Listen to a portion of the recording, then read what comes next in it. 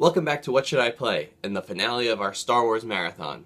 This week, I'm going to share some memories with you and tell you why you should play the Rogue Squadron series.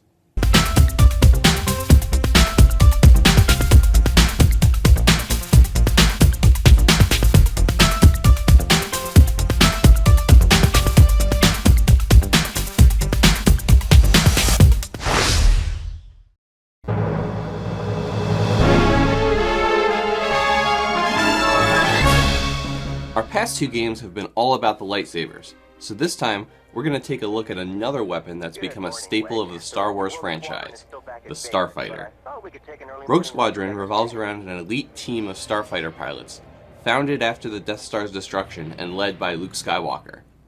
After the success of Shadows of the Empire, particularly the Hoth level, LucasArts felt that combining that gameplay with the story elements of Rogue Squadron would be a match made in heaven, and they were right.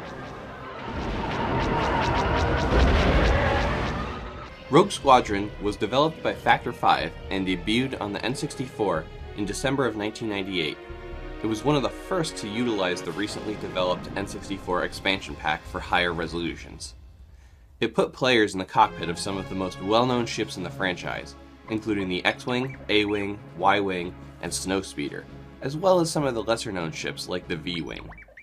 Additionally, with unlockables and cheat codes, another hangar's worth of ships were accessible.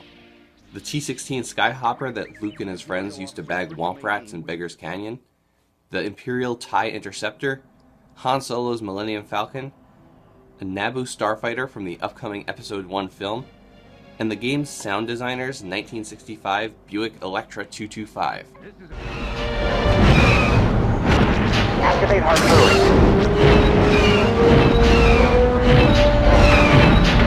Activate harpoon.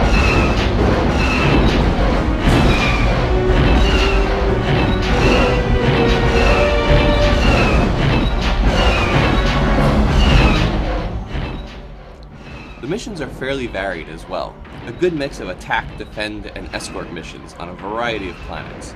My only criticism is that they're mostly ground level, something we saw relatively little of in the films until The Force Awakens. There were not yet any opportunities for the vast space battles that occurred in the films.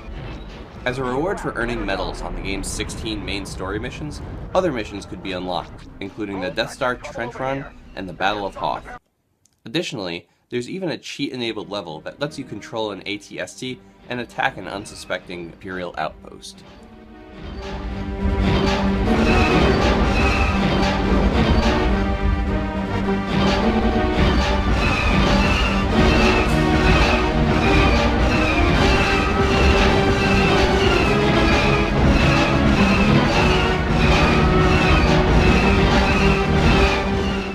With all this content and great replay value, it's no wonder I spent so much time playing this game. I can recall numerous afternoons trying to ace every mission, and even comparing my medal counts with friends at school. To this day, I still have fond memories of playing, and I would even go so far as to include this as one of my top 3 N64 games.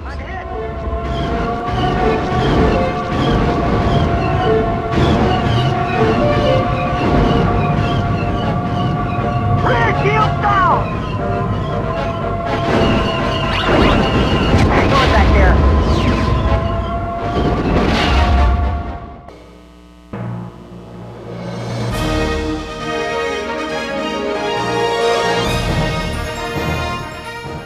Three years later, in 2001, as the Nintendo GameCube launched in North America, Star Wars Rogue Squadron 2 Rogue Leader was among the launch titles.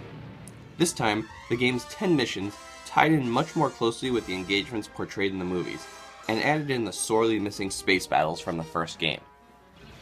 There's too many of them. They're heading for the medical frigate. Red Leader, we're under attack!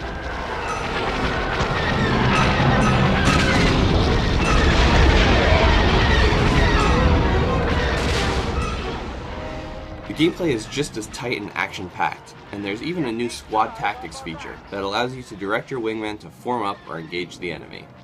Nearly all of the ships from the previous game return, however the V-Wing is swapped out for an Imperial shuttle and Boba Fett's Slave 1.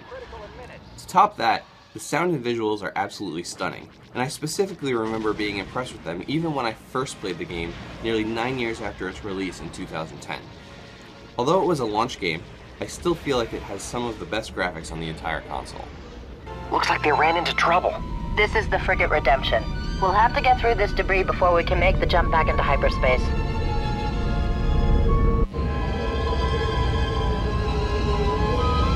Luke, enemy fighters approaching from all directions. We're surrounded. Rogue Leader improves on Rogue Squadron in just about every way. And that's well represented, as the game received an almost universal rating of 9 out of 10, and climbed its way to the number 7 spot of best-selling GameCube games.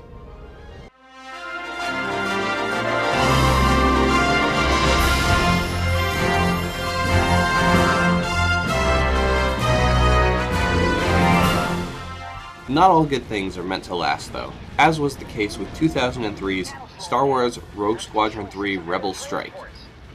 It's really hard for me to give as much detail about this game as I did about the previous two, because I didn't play it much.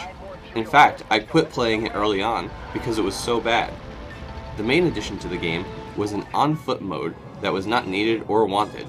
However, the team over at Factor 5 wanted to expand the scope of the game to show off the technical capabilities of the GameCube.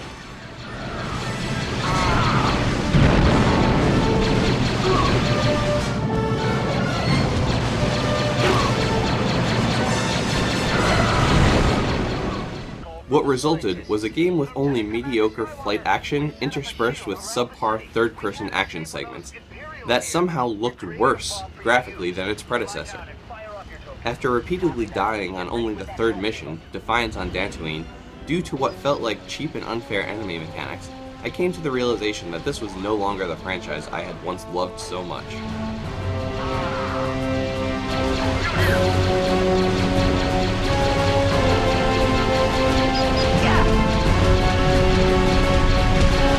With Factor 5 closing down in 2009, and LucasArts following suit in 2013, they'll never get a chance to reinvent the franchise.